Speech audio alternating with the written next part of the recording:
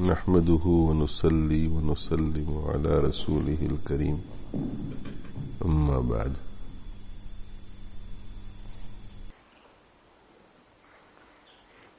Mobile کے سلسلے میں ایک بات عرض کروں،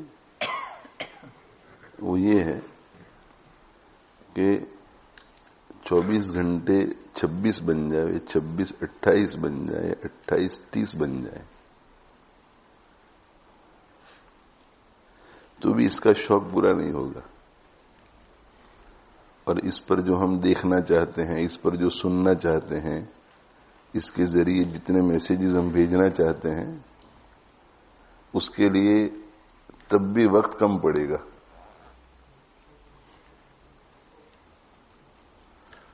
تو یہ ایسا آلہ ہے کہ ایسے لوگوں کو کہ اگر موبائل نہ ہوتا وہ زندگی میں لایانی سے بہت پرہیز کر کے رہتے، ان کو بھی اس نے بہت زیادہ لایانی میں مبتلا کر دیا ہے. اس کے فوائد ہیں اس کے، مگر یہ قل فیہما اثم کبیر ومنافع للناس، منافع کم، برائیاں زیادہ. اور طلبہ علماء ہو سکتا ہے کہ کمزور شیوخ جن میں ابھی پختگی نہیں آئی ہے، وہ بھی اس کی وجہ سے لایانی میں مبتلا ہو رہے ہوں.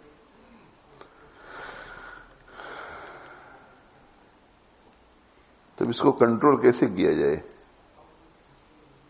اس سے کیسے بچا جائے؟ ایک بات میں یہ عرض کرتا ہوں کہ جن لوگوں کو واٹس ایپ کی ضرورت نہیں ہے اور واٹس ایپ کے بغیر ان کا کام چل سکتا ہے، ان کو تو واٹس ایپ نکال دینا چاہیے.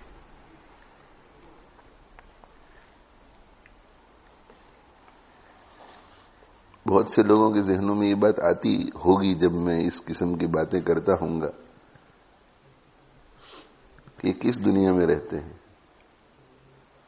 تو میں جواب میں یہ کہتا ہوں کہ میں اسی دنیا میں رہتا ہوں جس میں آپ رہتے ہیں. جس دنیا میں آپ رہتے ہیں اسی میں رہتا ہوں، اور اس دنیا میں جس میں ہم اور آپ رہتے ہیں مجھے جو چیزیں نظر آتی ہیں اس کے مطابق میں گفتگو کرتا ہوں.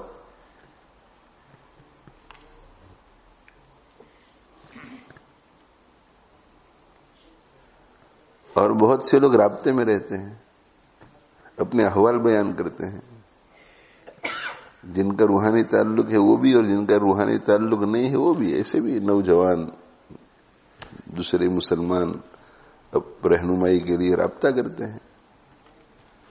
آج کل لوگوں کو سلوک کا طریقہ وغیرہ معلوم نہیں، تو کسی کو بھی پوچھ لیتے ہیں. ان کا کوئی شیخ ہی نہیں ہوتا.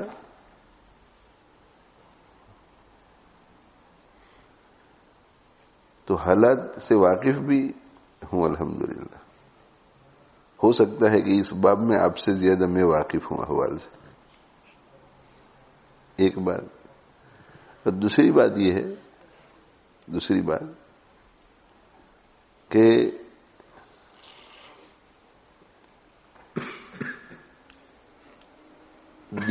دینی ذہن کے لوگ اور کبھی ارباب علم بھی جن کو اپنی آخرت کی فکر ہوتی ہے، سوشل میڈیا کے حوالے سے ایسی بات لکھتے ہیں کہ بے اختیار دل اندر سے تڑپتا ہے اور ایسا چاہتا ہے کہ دنیا میں کوئی ایسے حالات پیدا ہو جائے جس کے نتیجے میں یہ موبائل ہی نکل جائے اور ہم پرانے زمانے میں آ جائیں.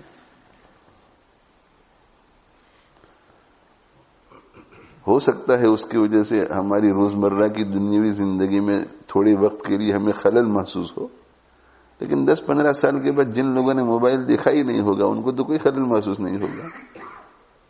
تو دنیاوی اعتبار سے کوئی خلل ہمیں محسوس ہو مگر دینی اعتبار سے بہت راحت مل جائے گی.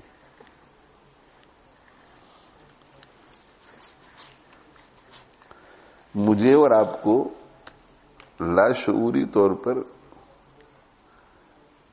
یہ احساس ہی نہیں ہوتا ہمیں کہ میرا کسی سے تعلق نہیں رہا ہے سوائے موبائل فون سے. السلام علیکم، وعلیکم السلام، خیریت خیریت. ذہن میرا موبائل کی طرف ہے کہ مجھے وہ ای میل دیکھنا ہے، مجھے وہ پروگرام دیکھنا ہے، مجھے فلاں چیز دیکھنی ہے، اور ان کے سامنے ہی ذرا کھول کر کے بیٹھ گئے. یعنی جو اچھا کام کر رہے ہیں، دینی کام کر رہے ہیں، ان کا بھی یہی حال ہے. میں بھی کبھی والدہ کے پاس جاتا ہوں، اہلیہ کے پاس جاتا ہوں، رمضان مبارک میں بیمار ہیں دونوں، اللہ تعالی شانہ دونوں کو شفا عطا فرما رہے، تو جاتا ہوں تو نظر پڑتی ہے کسی کے میسج کی طرف، تو فوراً ذہن جاتا ہے کہ مفتی ایوب صاحب کا کیوں میسج آیا ہوگا اس وقت، چلو ذرا دیکھ لیتا ہوں. اب وہ میسج پڑھا، اس میں وقت چلا گیا، اور وہ میسج ایسا ہوتا ہے یا تو فوری جواب کی ضرورت ہے یا کہ فوری جواب کی ضرورت نہیں، مگر اہم ہوتا ہے. تو ذہن میں آتا ہے اگر ڈرافٹ میں چلا گیا تو میرے تو بہت ڈرافٹ میں چلے جاتے ہیں، بہت میسج آتے ہیں، اس لیے اس کو اسی وقت مجھے جواب دینا پڑے گا. اب میں ان کو ملنے کے لیے گیا ہوں چند منٹوں کے لیے، آدھ گھنٹے کے لیے، پون گھنٹے کے لیے، اور آدھا وقت اس میں، پورا وقت بھی اس میں خرچ ہو جاتا ہے. بعد میں احساس ہوتا ہے.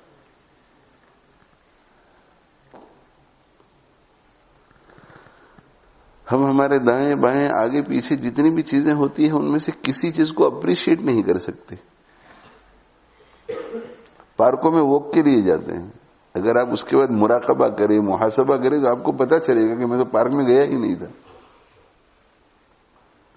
پورا گھوم کر کے آ گئے، نہ کسی درخت کو دیکھا، نہ پتوں سے لطف اندوز ہوئے، نہ پھولوں سے لطف اندوز ہوئے، نہ چڑیوں کا چہچہانا کانوں میں آیا. ہم تو اپنے کام میں مشغول تھے. 4-5 آدمی بیٹھ کر کے جا رہے ہیں، کسی جگہ سفر کر رہے ہیں، ہر شخص اپنے موبائل کے ساتھ.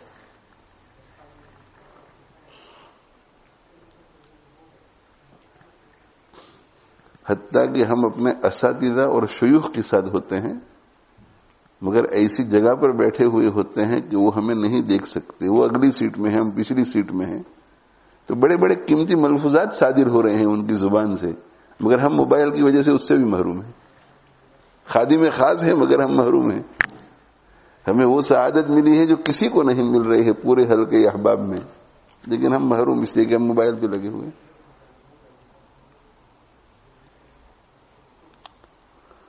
اس لیے اگر کوئی شخص اسمارٹ فون کو نکال سکے تو وہ نکال دے.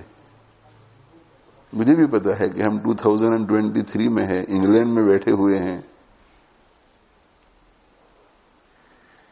اور اکثر لوگ مغربی دنیا میں پیدا ہوئے ہیں جو میری باتیں سن رہے ہیں، اور دور دور تک یہ بات جاتی بھی ہے، اور لوگ میرے بارے میں ہو سکتا ہے کہ کوئی منفی رائے قائم کرے، لیکن لوگوں کے منفی رائے قائم کرنے کے خوف سے میرا ضمیر جس بات کو حق سمجھتا ہے اور آخرت کے لیے مضر سمجھتا ہے، اس بات کو بولنے سے میں نہیں رک سکتا. یہ میری ذمہ داری. ہو سکتا ہے آج نہیں تو کل کسی کو سمجھ میں آئے گا، نہیں واقعی میرا بہت نقصان ہوا اس کی وجہ سے، وہ بات صحیح کہہ رہا تھا. اور ہیں ایسے لوگ جو مجھے اطلاع کرتے ہیں کہ تیری بات سن کر میں نے اسمارٹ فون نکال دیا تو مجھے بہت فائدہ ہو رہا ہے. دنیاوی اعتبار سے میرا کوئی نقصان نہیں ہوا، دینی اعتبار سے بہت فائدہ ہوا.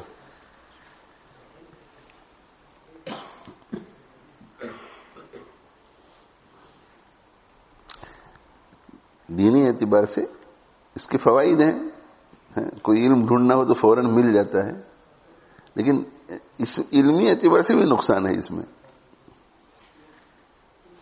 اسے کہ آپ کو جو حدیث مطلوب تھی آپ نے اسے ٹائپ کیا، وہ حدیث آپ کے سامنے آ گئی، اور پہلے اس حدیث کو ڈھونڈنے کے لیے 100 حدیثوں پر نظر گزرتی تھی، پھر وہ 101ویں نمبر پہ ملتی تھی، تو 100 حدیثوں کا استحضار ہوتا تھا آپ کو.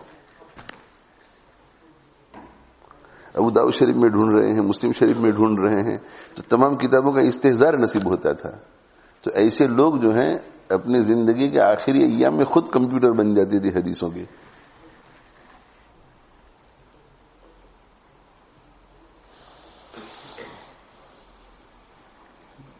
جو لوگ کتابوں سے علم کو اخذ کرتے ہیں ڈائریکٹ کتابوں سے ہارڈ کاپیز سے، اب ان کو پوچھے ان کو یاد رہتا ہے کیا؟ یاد رہتا ہے کہ وہ اتنی تھک کتاب نہیں تھی، پتلی تھی.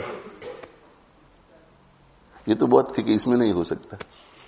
یہ میرے پاس جو 10 چوائسیز ہیں اس میں سے 5 تھک ہے اور 5 پتلی پتلی ہیں. وہ تھک نہیں تھی، وہ پتلی تھی. اس میں ہی ملے گا یہ بحث. دائیں طرف تھی، بائیں طرف نہیں تھی، اوپر تھی نیچے نہیں تھی. اس میں آپ نوٹ لکھ سکتے ہیں، اپنی طرف سے کچھ یادداشت لکھنی ہو تو لکھ سکتے ہیں. کتاب ہاتھ میں آتی ہے، ادب سے انسان بیٹھتا ہے، وضو کرتا ہے. تو پہلی بات تو یہ ہے. دوسری بات یہ ہے کہ اگر بالکل موبائل چھوڑ نہیں سکتے، اسمارٹ فون، تو اس میں پھر کمی کرو.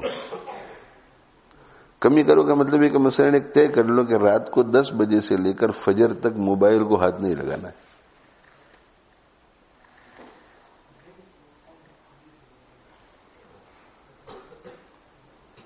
یہ لوگ ہالیڈے کے لیے جاتے ہیں نا، وہ ایسا سمجھتے ہیں کہ ہم نے بیوی بچوں کے ساتھ کوالٹی ٹائم خرچ کیا. بالکل نہیں، کوئی کوالٹی ٹائم نہیں.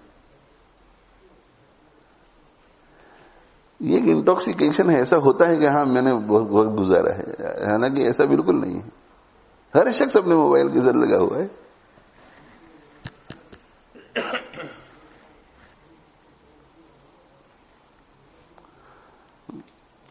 ہمارے ایک دوست ہیں، نیند تو بہت اہم ہے نا، نیند بہت قیمتی چیز ہے. نیند بہت قیمتی چیز ہے. میرا نیند کا معاملہ یہ ہے کہ رات کو بہت کم سوتا ہوں. دن میں یہاں مشغولی ہوتی ہے تو جن لوگوں کے ساتھ مراسلت ہوتی ہے ای میل یا ٹیکسٹ میسج کے ذریعے، وہ 2 AM 3 AM 4 AM اس طرح کا وقت بتاتا ہوگا آپ کو.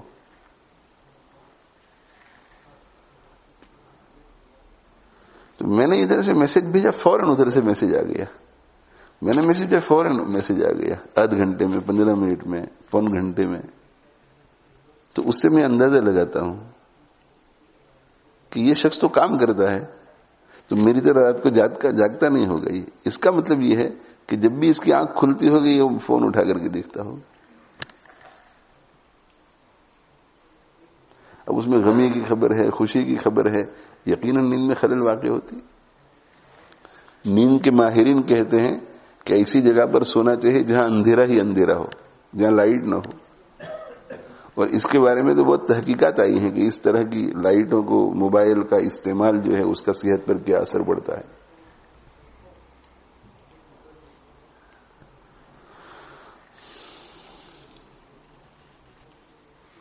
تو ہمارے دوست جو ہیں وہ موبائل نہیں، وہ ٹیلی فون کے زمانے میں مجھے کہتے تھے کہ رات کو 10 بجے سے لے کر یا جو کچھ بھی ہو، اس وقت سے لے کر اس وقت تک گھنٹی بجتی ہے تو بھی فون نہیں اٹھاتا. اس وقت وہ سائلنٹ فون وغیرہ بھی نہیں تھے کہ آپ اسے سائلنٹ پہ رکھ سکو. وہ گھنٹی بج، کہ معمول ہے میرا، رات کو 10 بجے سے لے کر صبح فجر تک میں فون بالکل نہیں اٹھاتا.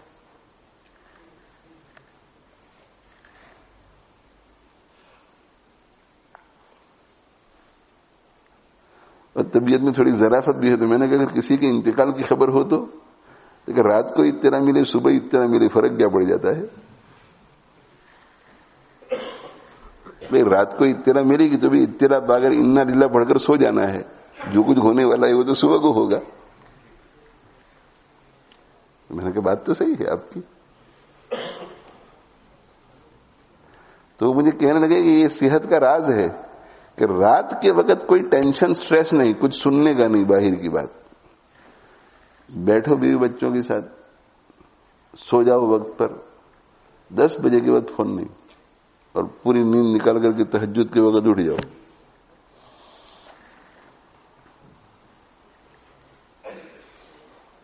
تو کچھ نہ کچھ کمی، کچھ نہ کچھ کمی. دن میں کچھ اوقات ایسی ہوں کہ آپ موبائل نہیں. مسجد میں آ گئے موبائل بند. مجھے بھی موبائل بار بار دیکھتے رہنا پڑتا ہے، مگر میرے موبائل میں چٹ چیٹ ایک بھی نہیں. ایسے ہی چٹ چیٹ کے طور پر ہائی ہاؤ آر یو، میں یہاں جا رہا ہوں، یہاں، ایسا کچھ بھی نہیں. سیریس کنورزیشن جو ضروری ہے. کوئی مشورہ لے رہا ہے، کوئی اصلاحی بات لکھ رہا ہے، کوئی جو بھی سیریس کنورزیشن ہوتے ہیں، یعنی ضروری کنورزیشن. اس میں سے بہت سارے ایسے ہیں کہ جواب بھی نہیں دیتا. اب چونکہ بہت زیادہ میسج آ رہے ہیں، میں اب بڑھاپے کی طرف بھی جا رہے ہیں.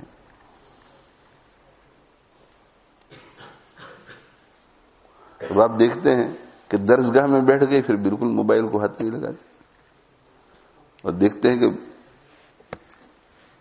درسگاہ میں بیٹھے ہوئے ہیں 3 گھنٹے 4 گھنٹے 5 گھنٹے بھی پڑھایا اس وقت میں. مسجد میں داخل ہو گئے، اس کے بعد میں کبھی کبھار اگر آپ مجھے دیکھیں تو وہ وجہ یہ ہوتی ہے کہ امی جان بیمار ہے، ماں بیمار ہے، تو کہیں کوئی ایمرجنسی کا میسج نہ ہو. اتنا دیکھ لیتا ہوں کہ کہیں بہن کا میسج تو نہیں ہے، بھائی کا میسج، بس اتنا دیکھ لیتا ہوں.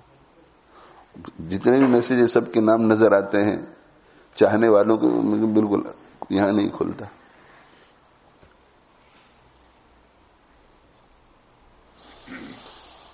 اللہ تعالیٰ شانہ فضل فرمائے. تو کچھ اوقات ہوں کہ ان اوقات میں بالکل نہیں. کھانے کے لیے بیٹھ گئے، بالکل موبائل نہیں. مسجد میں آ گئے، بالکل موبائل نہیں. میں آپ سے یہ کہتا ہوں کہ آپ کے موبائل کی اگر بیٹری ابھی رن آؤٹ ہو جائے تو آپ کیا کریں گے؟ جب تک دوبارہ چارج نہیں کر سکتے وہاں تک کون کر رہا ہے کون نہیں. اللہ کے گھر میں آنے کے بعد اگر ہم مخلوق سے ڈسکنیکٹ نہ ہو سکے تو اس گھر میں آنے کا فائدہ کیا ہوا؟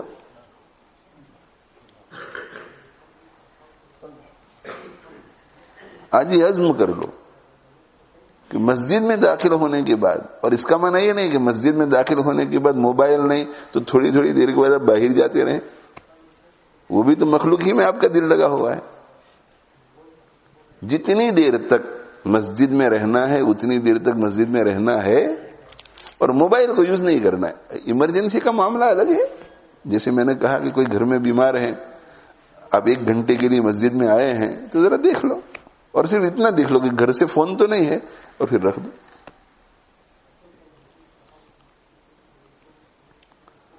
پہلے حرمین شریفین میں لوگ عبادت میں مشغول رہتے تھے، موبائل کی وجہ سے اب باتوں میں رہتے. میں اس وقت چھتری کے نیچے بیٹھا ہوا ہوں اور یہ گنبد خضرا سامنے ہے، دیکھو میں ویڈیو سے آپ کو دکھا رہا ہوں. اذان ہوتی ہے تو درجنوں آدمی اذان کو لائیو ریلے کرنے کے لیے اس میں لگ جاتے ہیں، سمجھے؟ اور اس میں بات بھی کرتے ہیں اس وقت کہ اب اذان شروع ہو رہی ہے، میں مسجد نبی میں ہوں، یہ مسجد نبی کی اذان تم کو سنا رہا ہوں، ذرا فلاں کو بھی بلا کر کے لے وہ بھی سن لے.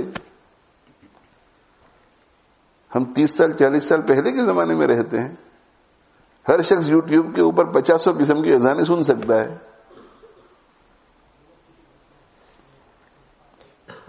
ٹیلی فون میں بات چیت ہو رہی ہے. تو طے کر لو کہ حرم شریف میں موبائل لے کے نہیں جانا ہے.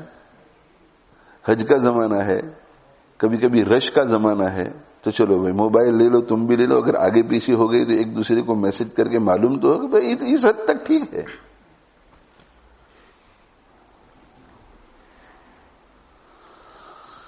یعنی یہ کیا نقصان پہنچا رہا ہے وہ ذرا آپ سمجھیے. اس موبائل کی وجہ سے کبھی کبھی ایسا ہوتا ہے کہ کیا کھانا کھا رہے وہ بھی پتہ نہیں ہوتا. کسی کے گھر گئے ہیں اور فون کے اوپر سموسا، پکوڑا، پیسٹری، چائے، سب کچھ اگر باہر پوچھے نا نکل کر کہ آپ نے کیا کھایا ابھی چائے کے ساتھ، اسے پتہ نہیں ہوگا. ایسا ہم سمجھ رہے ہیں کہ اس موبائل کے باوجود بھی ہماری زندگی روٹین پر ہے. نہیں، روٹین پر نہیں ہے. دنیا کو بھی ہم انجوائے نہیں کر پا رہے ہیں.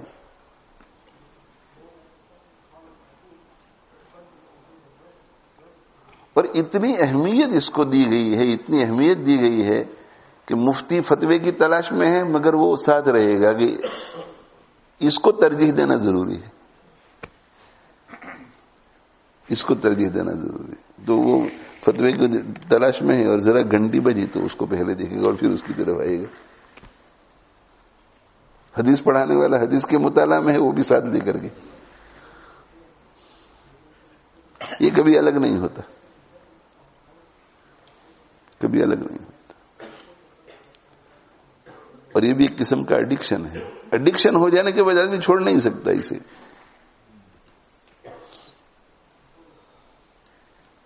اور جیسے میں نے ابھی تھوڑی دیر پہلے کہا کہ آپ کو کسی بڑے صاحب علم کے ساتھ سفر کا موقع مل جائے, اس گاڑی میں 5 آدمی بیٹھ سکتے ہیں, ایک ڈرائیور ہے, ایک وہ بڑی شخصیت ہے اور 3 آدمی پیچھے, اس میں آپ کو موقع مل گیا وقت کے شیخ کامل کے ساتھ, وہ آپ کے شیخ ہیں, ان کے ساتھ سفر کا موقع مل گیا.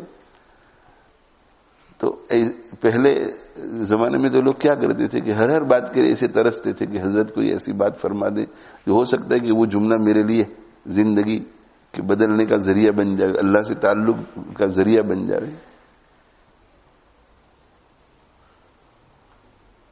حضرت تھانوی رحمۃ اللہ علیہ نے یک زمانہ صحبت با اولیاء بہتر 100 سالہ طاعت بیریا, تو جب سوال کیا گیا حضرت تھانوی رحمۃ اللہ علیہ کو کہ یک زمانہ صحبت با اولیاء, کہ کسی اللہ کے ولی کی صحبت میں ایک لمحے کے لیے بیٹھنا یہ 100 سال کی بغیر ریا والی اطاعت سے بہتر ہے, یہ کیسے ہو سکتا ہے؟ تو 2 الگ الگ موقعوں پر یہ سوال پوچھا گیا حضرت تھانوی رحمۃ اللہ علیہ سے, اور دونوں جگہوں موقعوں پر الگ الگ جواب دیا. اللہ کی طرف سے القاء ہوتا ہے.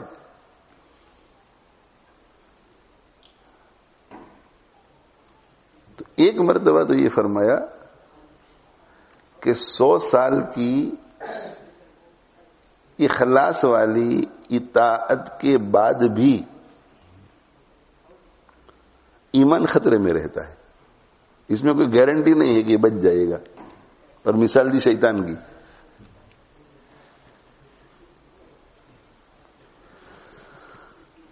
تو ایک لمحے کے لیے کسی اللہ والے کی صحبت میں ہم بیٹھ گئے تو عمل کے اعتبار سے تو بہت تھوڑا ہے. آپ کو 1 گھنٹے کا ثواب مل گیا, آدھے گھنٹے کا ثواب مل گیا, اور وہ 100 سال کی تو جنت میں درجے بہت فرق ہوں گے. عمل کے اعتبار سے تو وہ بہت اعلیٰ ہے, لیکن عمل کے نتیجے کے اعتبار سے وہ بہتر ہے.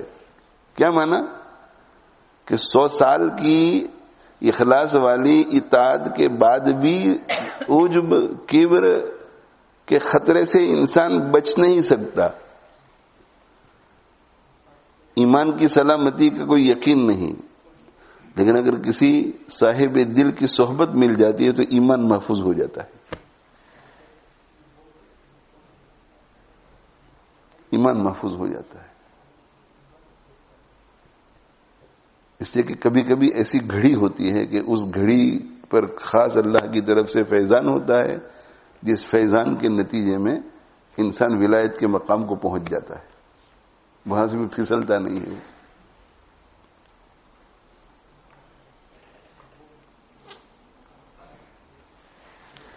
اور دوسرا جواب حضرت تھانوی رحمۃ اللہ نے یہ دیا کہ کبھی کبھی ہوتا یہ ہے کہ انسان جو ہے 100 سال کی اخلاص والی اطاعت کرتا ہے, اس کے بعد بھی اللہ کی طرف سے اس کے لیے دل دماغ میں کوئی ایسی راہ نہیں کھلتی جس سے بہت آسانی کے ساتھ وصول اللہ کر سکے.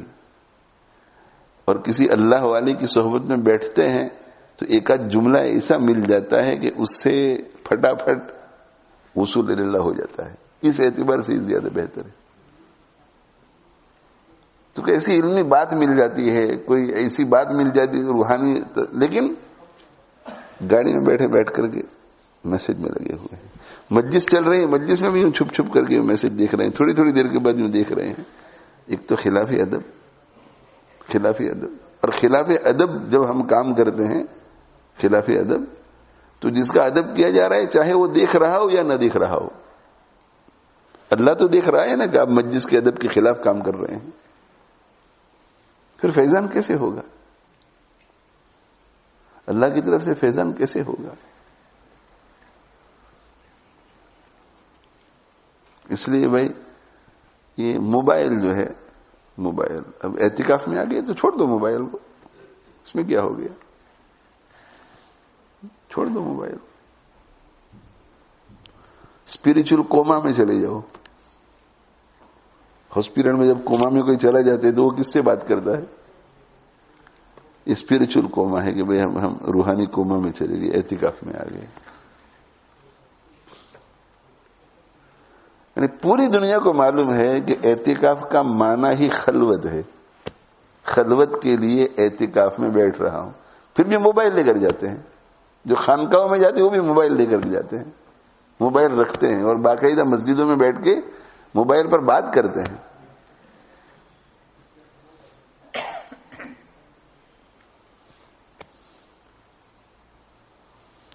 ایک صاحب خانقاہ ملاقات کرنے کے لیے آئے تھے, بڑے ہیں ماشاءاللہ, اللہ تعالیٰ ان سے خوب کام لے. تو مجھ سے کہنے لگے کہ یار یہ موبائل کا مسئلہ بڑا مشکل ہے خانقاہ میں رمضان المبارک میں. تو کسی کو دیکھو تو ادھر فون پہ لگا ہوا ہے, کسی کو دیکھو ادھر فون پہ لگا ہوا ہے. تو ہمارے ذہن میں ایسی بات آئی کہ کوئی ایک وقت مخصوص کر دیا جائے 1 گھنٹے کے لیے کہ یہ موبائل یوز کرنے کا وقت ہے.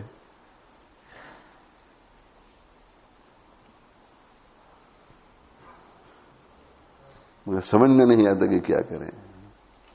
میں نے کہا ابھی تو 200 آدمی عبادت میں لگے ہوئے ہیں اور 25 فون پہ مشغول ہیں, اور وہ 25 بدلتے رہتے ہوں گے. اور کم سے کم ایسا لگتا تو ہے کہ عبادت ہو رہی ہے. 1 گھنٹہ ان کو فون کا دے دیں گے تو مسجد کا سما کیسا ہوگا؟ آپ ذرا سوچئے اس پر. تو پھر کیا کریں؟ میں نے کہا ہمارے یہاں کی طرح کرو, بند کر دو بالکل, موبائل ختم. لیکن ذہن میں یہی بات آتی ہے, کیا آتی ہے کہ لوگ ایکسپٹ نہیں کر سکیں گے. کہیں چلے گئے تو نہ آئے تو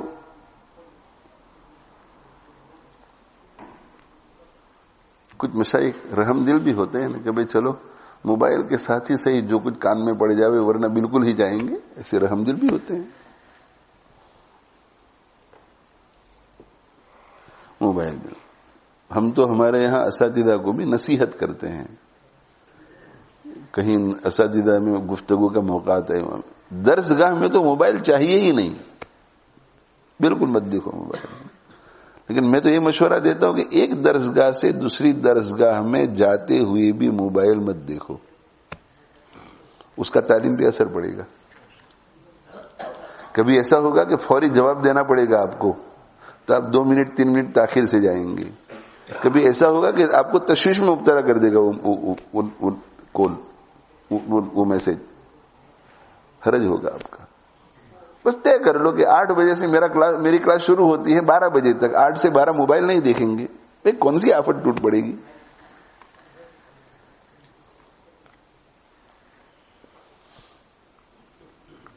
جو بہت امانت داری سے دفتروں میں کام کرنے والے لوگ ہیں, اس موبائل کی وجہ سے ان کی امانتیں بھی ختم ہو گئی. اس سے کہ کام کرتے کرتے وہ دیکھ لیتے ہیں. اور یہ ایسی چوری ہے کہ انسان کو احساس ہی نہیں ہوتا کہ میں چوری کر رہا ہوں. 2 منٹ ابھی دیکھا, 2 منٹ بعد میں دیکھا, 1 منٹ بعد میں دیکھا, تو آپ کے جو 8 گھنٹے کام کرنے کے تھے اس میں سے آدھا گھنٹہ تو آپ نے اپنے کام کے لیے استعمال کیا ہے. احساس ہی نہیں ہوگا آپ کو.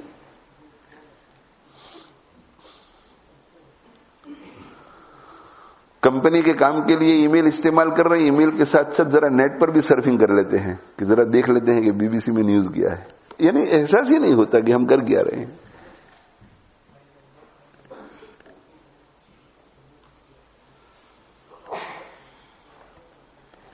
تو یہ جو موبائل کے نقصانات ہیں ان سے بچنے کی کوشش کرو. موبائل کے نقصانات ان سے بچنے کی کوشش کرو. اس سے موبائل سے ہمیں کتنی محبت ہے, کتنا تعلق ہے, اس کا اندازہ اس سے لگاؤ کہ 10 دن پورے اعتکاف میں رہے, اللہ اللہ کرتے رہے, اللہ کی باتیں ہوتی رہی, محبت الہیہ کو حاصل کرنے کا جذبہ پیدا ہوا. لیکن جیسے ہی عید کا چاند نظر آ جاتا ہے ہر شخص کی توجہ اس کی طرف جاتی ہے کہ موبائل جلدی سے جلدی میرے ہاتھ میں آ جائے, اور ہر شخص لگ جاتا ہے, اسکرول کرتا ہے کہ کس کا میسج ہے, کیا ہے کیا نہیں. یعنی اتنی ہی طاقت ہمارے اندر نہیں کہ چلو عید کی نماز تک صبر کر لوں, گھر جانے تک صبر کر لوں میں, نہیں کچھ بھی نہیں.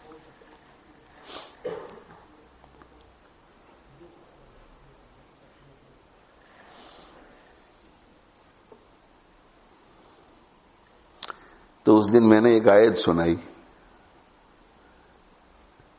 تو اس میں جو مضمون ہے نا وہ یہ موبائل میں بھی آتا ہے. وَجَعَلُوا لِلَّهِ مِمَّا ذَرَأَ مِنَ الْحَرْثِ وَالْأَنْعَامِ نَصِيبًا فَقَالُوا هَذَا لِلَّهِ بِزَعْمِهِمْ وَهَذَا لِشُرَكَائِنَا فَمَا كَانَ لِشُرَكَائِهِمْ فَلَا يَصِلُ إِلَى اللَّهِ وَمَا كَانَ لِلَّهِ فَهُوَ يَصِلُ إِلَى شُرَكَائِهِمْ سَاءَ مَا يَحْكُمُونَ. بھائی ہے کہ نہیں ایسا؟ آدھا گھنٹہ موبائل استعمال کرنے کا آپ نے مقرر کیا ہے, آدھا گھنٹہ, اور آدھا گھنٹہ ذکر کے لیے مقرر کیا ہے, اور ذکر کرتے کرتے ذرا دل لگ گیا ذکر میں, تو نہیں وہ 5 منٹ ذکر ایکسٹرا نہیں ہو, بھائی موبائل کا ٹائم آ گیا, مجھے موبائل دیکھنا ہے, ایسا ہوگا. ذکر کرتے کرتے دل چاہا کہ تو وَمَا كَانَ لِشُرَكَائِهِمْ فَلَا يَصِلُ إِلَى اللَّهِ. لیکن موبائل دیکھ رہے ہیں, اور موبائل کے بعد تلاوت کا وقت ہے, ذکر کا ٹائم ہے کہ 1 بجے سے 1:30 تک کیا کرنا ہے, موبائل دیکھنا ہے, اور اس کے بعد ذکر ہے. وہ دیکھتے دیکھتے ذکر کا ٹائم موبائل لے سکتا ہے,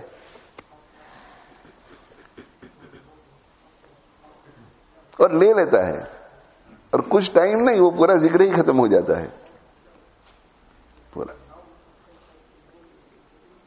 یہ ایسی دلدل ہے, ایسا کوئک سینڈ ہے کہ وہ بس پورا کھینچ ہی لیتا ہے آدمی کو.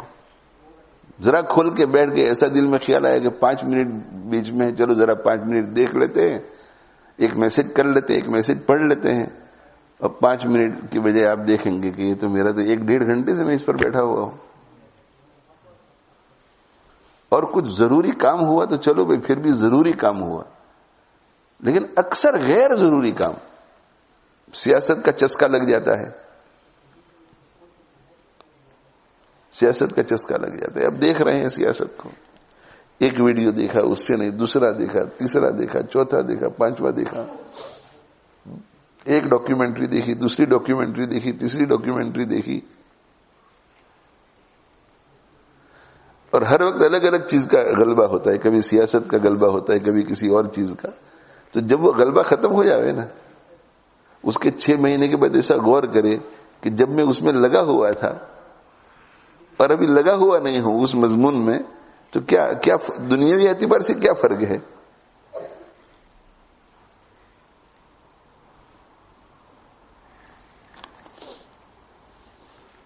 مجھے خود کو بھی تجربہ ہے, کبھی کبھی کوئی دنیا میں کوئی اہم واقعہ پیش آتا ہے, اور اس کا چونکہ مسلمان ہے تو اسلام سے تعلق ہوتا ہے, تو ذرا دلچسپی ہوتی ہے کہ کیا ہوا, ذرا فارغ وقت میں ذرا دیکھ لیا. تو ایک مضمون پر سے دوسرے مضمون پر, دوسرے سے تیسرے پر, تیسرے سے چوتھے پر, اور ہر لکھنے والا ایک ہی بات دکھتا ہے, لیکن پھر بھی عقل کام نہیں کرتی. ہو سکتا ہے اس میں کوئی نئی خبر, ہو سکتا ہے اس میں کوئی زیادہ خبر ہو. بھائی ان سب کا منبع اور مرکز ایک ہی ہے, یہ جتنے نیوز رپورٹر ہیں وہ ایک ہی جگہ سے نیوز لیتے ہیں.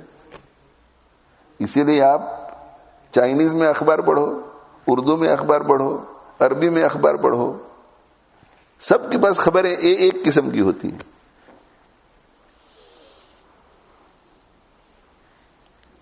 میں نے پہلے بھی بیانوں میں کہا کہ غیر ضروری خبروں کی مجھے اور آپ کو ضرورت نہیں, غیر ضروری. اور ضروری اور اہم خبروں کی ہمیں ضرورت ہے کہ بھئی اہم چیزیں ہمیں معلوم ہو. تو میں یہ کہا کرتا ہوں کہ پوری دنیا اتنی مشغول ہے سوشل میڈیا کے اوپر, موبائل کے اوپر, کہ اہم خبر تو آپ کو فوراً مل جائے گی. سنا کہ نہیں آپ نے, سنا کہ نہیں آپ نے, یہ امریکہ میں ورلڈ ٹریڈ سینٹر کا جو حادثہ پیش آیا تھا, تو اس سے پہلے نام سنا تھا کہ ورلڈ ٹریڈ سینٹر, لیکن یہ پتا نہیں تھا کہ یہ بڑی بڑی بلڈنگیں ہیں اور اس کے اندر آفیسز ہے. کس طرح کی بلڈنگ ہے وہ ہمیں پتا نہیں تھا اس سے پہلے. آپ میں سے بھی بہت سارے ایسے ہوں گے کہ ورلڈ ٹریڈ سینٹر سنا ہوگا مگر معلوم نہیں کہ کیا.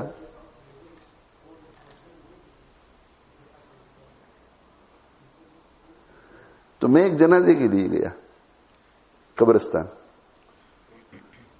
تو گاڑی میں سے اترا اور تھوڑا ملاقات ہوتے ہوتے ذرا آگے چلا تو ایک ذرا بے تکلف سا تھی. آج تو ورلڈ ٹریڈ سینٹر میں بہت بڑا حادثہ پیش آیا. آگے چلے کہ جنازے میں آئے ہوئے ہمیں ورلڈ ٹریڈ سینٹر سے کیا لینا دینا. تو پہلے تو میرے ذہن میں آیا نہیں کہ ورلڈ ٹریڈ سینٹر کہاں ہے, یہ کہاں کی بات کر رہے ہیں, کیا حادثہ پیش آیا ہوگا. جنازے میں شریک ہو گئے. جنازہ پڑھ کے باہر آئے ایک دوسرے صاحب آئے, ورلڈ ٹریڈ سینٹر میں بہت بڑا حادثہ پیش آیا, دعا کرنا. یعنی دعا کا مطلب ہے کہ اب اس کا پولیٹیکل ری ایکشن ہوگا. یعنی گاڑی میں بیٹھنے تک میں کم سے کم 6-7 آدمیوں نے تو کہا کہ ورلڈ ٹریڈ سینٹر کا حادثہ پیش آ گیا. غیر ضروری باتیں آپ کے کانوں تک آئے گی نہیں اور ضروری باتیں مس نہیں ہوگی.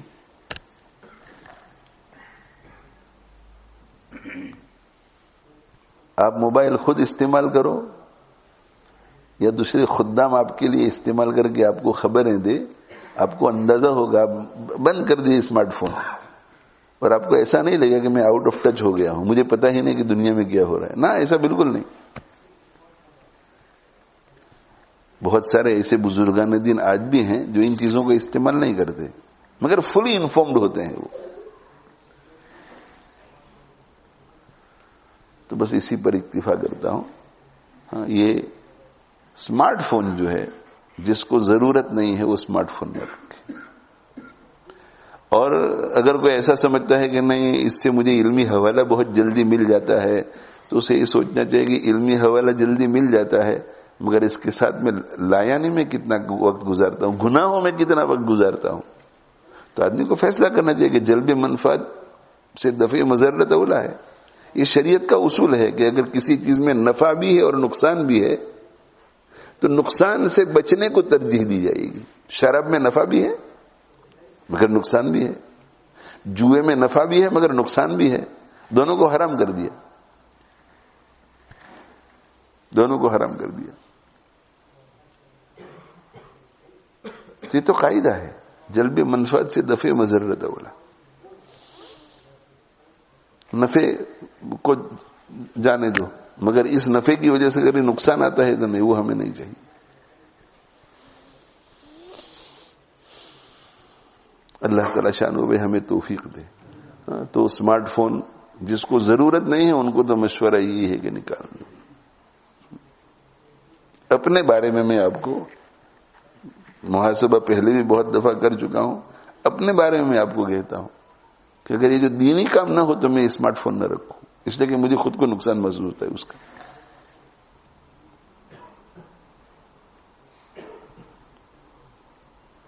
کتنے میسج ایسے آتے ہیں کہ جس کا کوئی کام نہیں, کوئی کام نہیں, بس بیٹھے بیٹھے لوگ میسج کر رہے ہیں, خواہ مخواہ کا وقت برباد کرتے ہیں. رمضان مبارک کو بھی نہیں دیکھتے کہ رمضان مبارک میں ہم میسج بھیج رہے ہیں.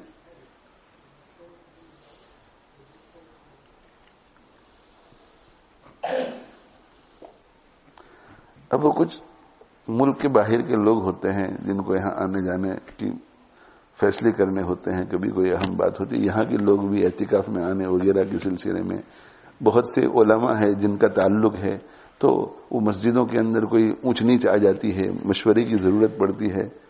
تو اس وجہ سے ورنہ دل تو یہ کرتا ہے کہ جیسے ای میل بند کر دیتے ہیں پہلی رمضان سے, اس میں بھی کوئی میسج کی سسٹم ہوتی نا کہ میں رمضان مبارک میں میسج یوز نہیں کرتا, میں رمضان مبارک میں فون یوز نہیں کرتا, ایسے کوئی میسج چلا جائے جیسے ای میل میں چلا جاتا ہے تو ایسا ہی کرتا.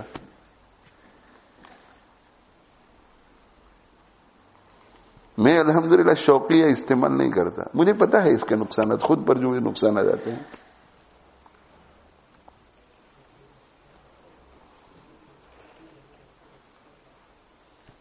اسی وجہ سے جو لوگ سگنل پر مجھے میسج بھیجتے ہیں وہ دیکھتے ہیں, کبھی کبھی بہت دنوں کے بعد میسج دیکھتا ہوں.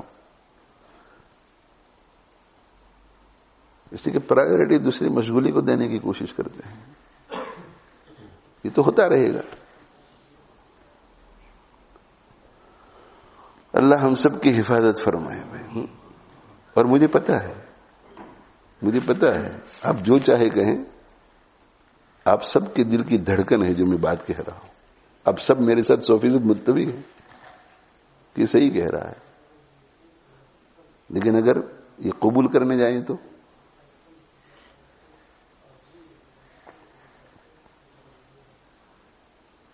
کہنا ہی پڑتا ہے کہ بہت تشدد ہے طبیعت میں، نیرو مائنڈڈ ہے، باہر کیا ہو رہا ہے پتہ نہیں ہے، کس صدی میں رہتا ہے اسے پتہ نہیں ہے. کہنا ہی پڑتا ہے.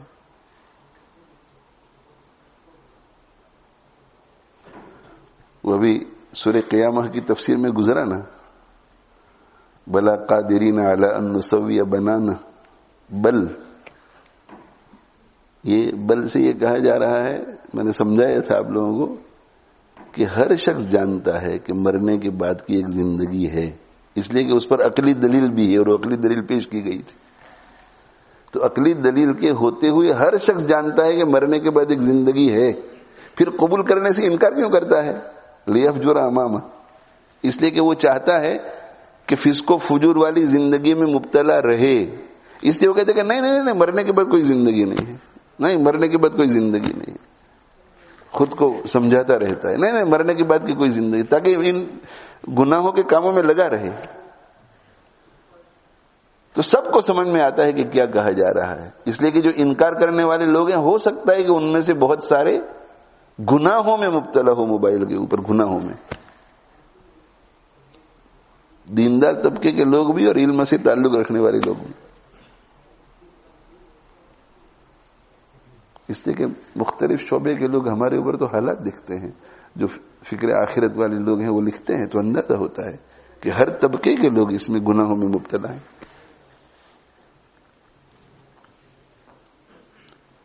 اس لیے بھائی اسمارٹ فون اگر نکل سکتا ہے، جس کو انڈیا والے بڑا فون کہتے ہیں، تو اسے نکال دو. ایسے بہت لوگ ہیں جنہوں نے دیکھا. ایک قاری صاحب ہیں، ہم سے ان کا تعلق ہے روحانی، تو وہ مجھے کہنے لگے کہ معاملات بالکل نہیں ہوتے، بہت بری حالت ہے 2-3 مہینوں سے. میں نے کہا اچھا.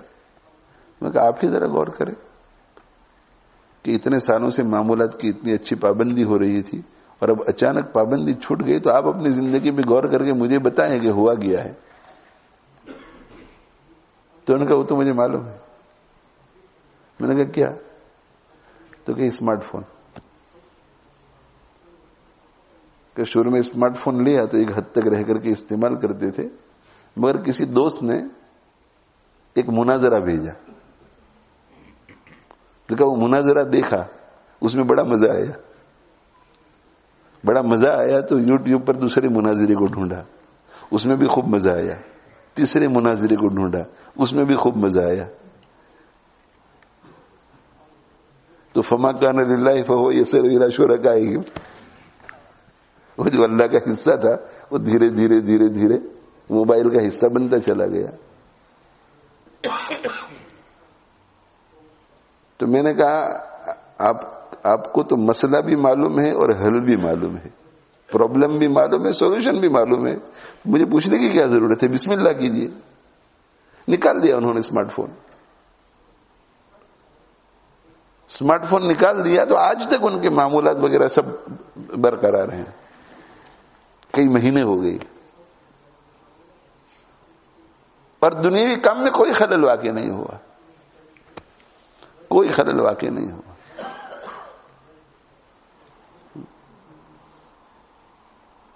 اللہ تعالی شانوں میں فضل فرمائیں. اس لیے جس کو پورا کنٹرول ہے اپنے نفس پر، اس کے لیے تو ٹھیک، وہ تو کچھ بھی کر سکتا ہے. لیکن ہم سب کمزور لوگ ہیں، بغیر ضرورت کے استعمال مت کیجیے. نکال دو اسمارٹ فون. اور اگر نہیں نکال سکتے تو پھر اوقات مقرر کر لو. اتنی دیر کے لیے استعمال کروں گا. روزانہ 1 2 3 وقت مقرر کر لیجئے کہ کچھ میسیجز اس وقت دیکھ لوں گا، میں اس وقت دیکھ لوں گا. آدھا گھنٹہ اس سے زیادہ نہیں، ختم. پھر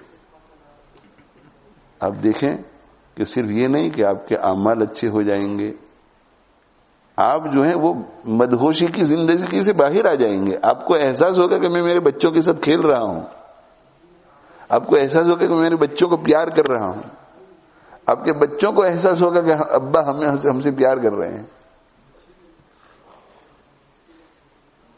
سمجھے؟ وہ بچے بےچارے اتنے پیار سے آتے ہیں کہ ابھی بیٹا تم ادھر جاؤ، امی کے پاس جاؤ، ابا بزی ہے. امی کے پاس جاتے تو امی کہتی ہے کہ ابا بزی ہے، امی بزی، ابا کے پاس جاؤ. اور جب دونوں دیکھتے ہیں کہ یہ تو مسئلہ ہے، وہ بھی بزی میں بھی بزی، تو اس کو بھیجے کہاں، تو اسے بھی فون دے دیتے ہیں اور گیم پر لگا دیتے ہیں کہ بھئی اس کو بھی یہ دے دو. بچوں کو لگا دیتے ہیں گیم کھیلنے کے پیچھے. اللہ اکبر کبیرہ. اللہ، خود بھی لگے ہوئے ہیں، بچوں کو بھی بگاڑ رہے ہیں. جس بچے کی عادت بچپن سے آپ ایسی ڈالیں گے وہ بڑا ہو کر کے موبائل پر ہی رہے گا. اس وقت دوسرے کھیل میں ہے، اس وقت اور کھیل میں ہوگا، زندگی تباہ کر. ایک درد ہے میرے بھائیوں، درد ہے. میں بھی اسی دنیا میں رہتا ہوں جس میں آپ رہتے ہیں، اور میں بھی اسی صدی میں رہتا ہوں جس میں آپ رہتے ہیں. آج آپ کی بھی وہی تاریخ ہے جو میری ہے، اور میری بھی وہی تاریخ جو آپ کی ہے. میں بھی لوگوں کی ذہنیت سے واقف ہوں. مجھے بھی پتا ہے کہ لوگ اس قسم کی باتوں کو تنگ دلی سے سنتے ہیں، لیکن میری ذمہ داری آپ کو خوش کرنا نہیں ہے، میری ذمہ داری اللہ کو خوش کرنا. اس لیے کسی کو اچھی لگے بری لگے، جب گفتگو کرتے کرتے ذہن میں باتیں آتی ہیں اور میں ایسا سمجھتا ہوں کہ یہ دین کے لیے مضر ہے، مفید ہے، اس کی طرف مجھے متوجہ کرنا چاہیے، اس سے مجھے بچانا چاہیے، تو میں میری ذمہ داری سے سبکدوش ہونا چاہتا ہوں. اور ہو سکتا ہے کہ کسی کے دل کو میری بات دستک دے.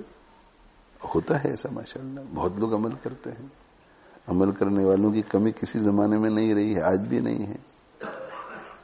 تو اللہ تعالی شانہ مجھے آپ کو عمل کی توفیق دے. خوب خیال رکھیں اپنا. موبائل صرف رمضان کے لیے نہیں کہہ رہا، اور رمضان کے بعد بھی موبائل سے احتیاط کیجیے. مسجد میں آئے موبائل بالکل نہیں، جب تک مسجد سے باہر نہ جائیں. اور مسجد سے باہر نکلنے کے بعد بھی ذرا تھوڑا وقار ہو. گاڑی واڑی میں بیٹھ جائے پھر دیکھیں، یا نکلتے ہی شروع ہو جاتے ہیں. گاڑی تک پہنچنے میں پتہ نہیں ابراہیم بھائی ملیں گے، اسماعیل بھائی ملیں گے، احمد بھائی ملیں گے، کوئی مولانا صاحب ملیں گے، کوئی قاری صاحب ملیں گے.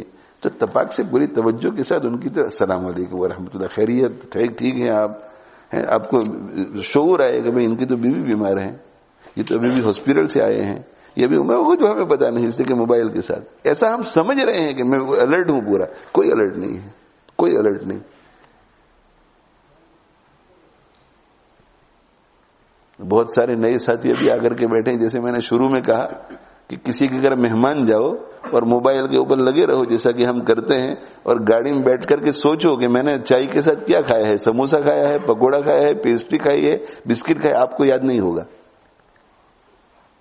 آپ کو ایسی سپرفیشل دنیا میں ہم رہتے ہیں.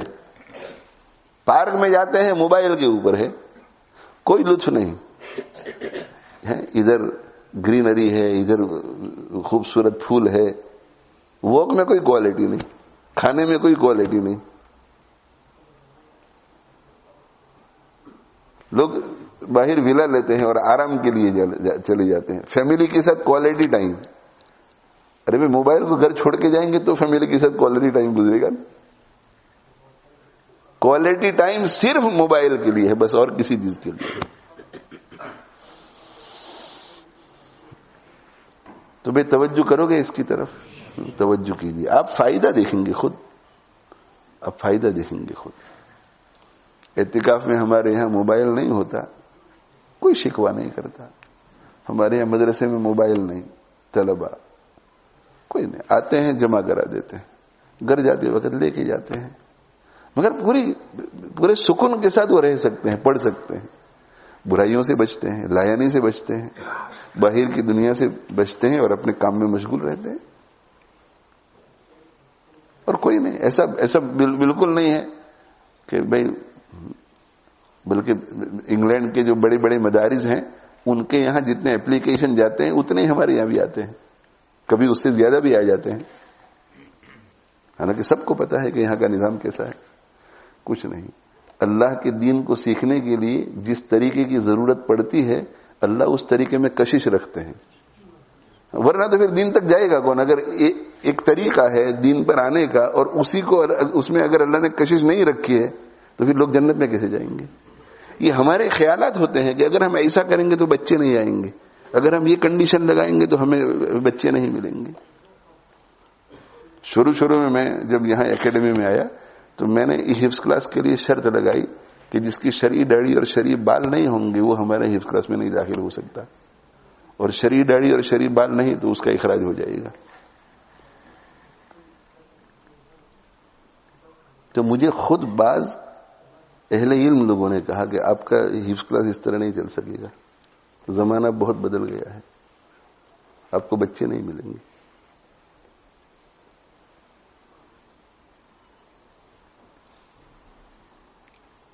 ہم نے شروع کر دیا, اور تھوڑے ہی وقت میں جتنی حفظ کلاس اکیڈمی میں تھی اتنی کسی مدرسے میں نہیں تھی. میں اس وقت کی بات نہیں کر رہا, میں اس وقت کی, اس وقت مجھے تعداد معلوم نہیں. جتنی حفظ کلاس اسلامک دعوی اکیڈمی میں تھی اتنی کسی جگہ پر نہیں تھی. یہ سارے ہیلے بہانے, خوف, ڈر. میں نے کہا بھائی اللہ کا کلام یاد کر رہا ہے اور اتنا اوپن گناہ کرنے کے ساتھ کر رہا ہے, یہ کیسے ہوگا؟ پھر لوگ کہتے ہیں کہ تمہارے سے فارغ ہونے کے بعد داڑھی منڈوا دے گا. میں نے کہا وہ پھر اس کی مرضی کی بات ہے, لیکن میں نے ایک چیز دیکھی, اس قانون کی وجہ سے فائدہ یہ ہوا کہ فارغ ہونے کے بعد داڑھی کوئی منڈواتا نہیں ہے, چھوٹی کرتا ہے. ایک بات تو یہ, منڈواتا نہیں, کم سے کم چھوٹی, اس لیے کہ وہ اہمیت ہوتی ہے بار بار کہنے کی وجہ سے. اور دوسری بات یہ کہ 30-35 سال کی عمر کے بعد وہ داڑھی بڑھا دیتے. ایک اہمیت ہے ان کے ذہن میں کہ نہیں اس پر تو اخراج ہو جاتا تھا, یہ کوئی بہت اہم حکم ہے اللہ تعالی شان ہوگا.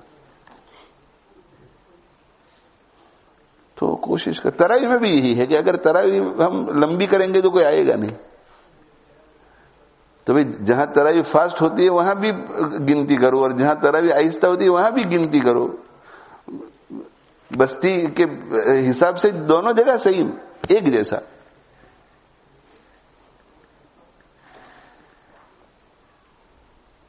بہت سے لوگ ایسا کہتے ہیں کہ فجر کی نماز میں کوئی نہیں آئے گا اگر جمعہ کے دن سورہ الف لام میم سجدہ اور سورہ دہر پڑھیں گے تو.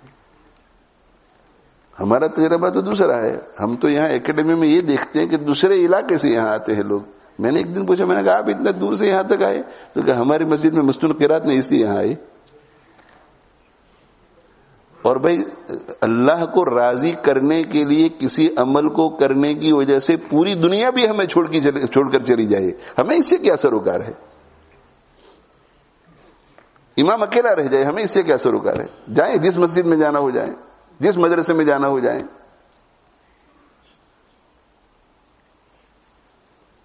میں نے مولانا کو ایک دن کہا, جب یہاں سیاسی حالات بدلتے رہتے ہیں, تو میں نے کہا دیکھو اگر میرے مرنے کے بعد ایسی نوبت آ جائے کہ مدرسہ چلانے کے لیے اللہ کی نافرمانی کرنی پڑے تو مدرسہ بند کر دینا, مگر اللہ کی نافرمانی مت کرنا.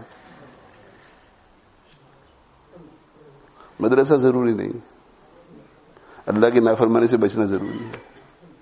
کوئی بات نہیں, ہم تختی پڑھا لیں گے, قاعدہ پڑھا لیں گے, دوسرا کوئی کام کر لیں گے. اصل رضا الہی ہے. دین کی حفاظت کی خاطر فرض کفایہ کے درجے میں اعلیٰ درجے کے متقی پرہیزگار مفتیان کرام کوئی فتویٰ دے دے وہ معاملہ الگ ہے, لیکن صرف اپنے وجود کے بقا کے لیے کہ اگر ہم نے یہ اللہ کی نافرمانی نہیں کی تو ہمارے تو مدرسے کا وجود نہیں رہے گا, اور مدرسے کا وجود نہیں تو ہمارا وجود نہیں رہے گا, نہ سوال ہی پیدا نہیں ہوتا. ہم نے تو مدرسہ آخرت بنانے کے لیے بنایا ہے, آخرت بگاڑنے کے لیے تھوڑا بنایا ہے. اس لیے میرے بھائی تھوڑی ہمت کرو, تھوڑی ہمت کرو. تراویح میں بھی ہر 4 رکعت کے بعد ذرا موبائل کھول کر کے دیکھ لیتے ہیں, تو ان چیزوں سے ڈسکنیکٹ نہیں ہوں گے تو اللہ سے کنیکٹ کب ہوں گے؟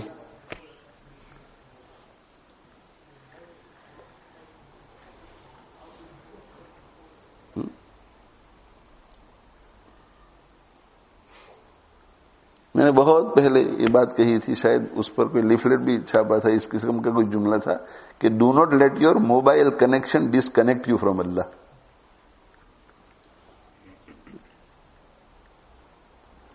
اللہ تعالیٰ میں بھی اس کا، ان باتوں کا میں بھی محتاج ہوں. میں برملا اعتراف کر رہا ہوں کہ میرا بھی لایانی میں وقت گزر جاتا ہے، لیکن اس کا احساس ہوتا ہے اور پوری کوشش کرتا ہوں. اللہ تعالیٰ شانہ مجھے آپ کو عمل کی توفیق عطا فرمائے. اللہ تعالیٰ ہماری حفاظت فرمائے، لایانی سے بچائے، معاصی سے بچائے. اب تک جو ہو گیا ہے اللہ معاف فرمائے، اور آگے ذرا تھوڑا کم سے کم اتنا فرق تو آئے میری آج کی گفتگو کے بعد کہ نہیں اب تھوڑا احتیاط کر رہے ہیں. تو موبائل اسمارٹ فون کے بغیر چل سکتا ہے تو بالکل نکال دو، نہیں تو پھر اس کو کنٹرول کرو. رات کو 10-11 بجے کے بعد موبائل نہیں، فجر تک، تہجد تک. کھانے کے اوقات میں موبائل نہیں، سونے کے اوقات میں موبائل نہیں، پڑھنے پڑھانے کے اوقات میں موبائل نہیں، باقی اوقات میں کنٹرول کرو. نیوز دیکھنے کا، نیوز سننے کا بہت شوق ہے، کنٹرول کرو کہ آدھ گھنٹے کے لیے بس الارم رکھ دو موبائل ہی پر، اور جیسے ہی وہ الارم بجے بند کر دو. انشاءاللہ محنت کریں گے، کوشش کریں گے، اللہ سے دعا کریں گے تو قابو میں آئے گا. اللہ تعالیٰ کسی کی محنت کو رائے گا نہیں کرتے. اللہ تعالیٰ شانو ہمیں ہماری حفاظت فرمائے، میری بھی، آپ کی بھی، پوری امت مسلمہ کی حفاظت فرمائے، اور اللہ تعالیٰ شانو سے دور رکھنے والی جتنی بھی چیزیں ہیں ان سب سے ہمیں محفوظ رکھے. وآخر دعوانا الحمدللہ رب العالمین، وصلی اللہ علی نبینا محمد وعلی آلہ واصحابہ.